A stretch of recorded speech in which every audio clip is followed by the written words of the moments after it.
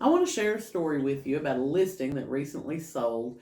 I had originally talked to these people back in 2020. So that's quite a while to be working on a listing.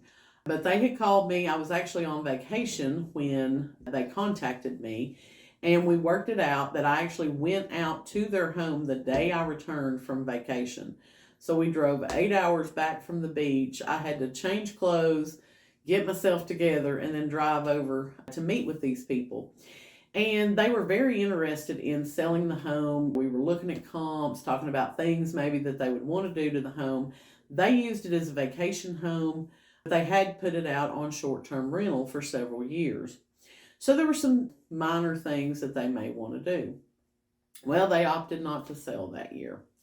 So then the next year came, and I met with them again in 2021, and they showed me some of the projects they had finished, talked about some of the other things they wanted to do. But again, they held off listing the house. And then 2022 came. And so when I talked to them, of course, interest rates had already started to rise a little bit.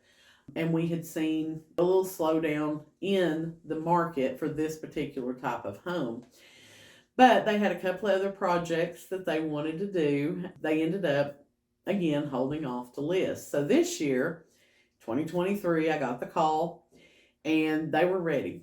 We could do projects on this home till kingdom come, but at the end of the day, we think that we're ready to sell the way it is. They were worried because they didn't need a house full of furniture because this was a second home. They already had furniture. I told them we can just sell it as is with the furnishings included and let the buyer deal with it. If they didn't want that stuff, they could sell it, haul it off, whatever they wanted to do.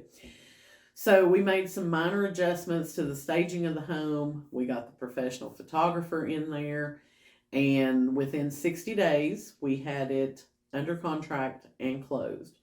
Now, this was a home that was priced in the upper end towards $600,000. It wasn't a Norris Lake subdivision. So those homes typically aren't going to sell within a week's time if they're not lakefront. But I stayed in touch with these people for 4 years. I kept meeting with them. We kept talking about our game plan. And at the end of the day, we got their home sold in 60 days or less. And they got what they wanted, which was to be able to invest in a vacation home closer to where their kids are. If you're looking for an agent who's in it with you for the long haul, then be sure to reach out to me by leaving a comment or sending me a DM.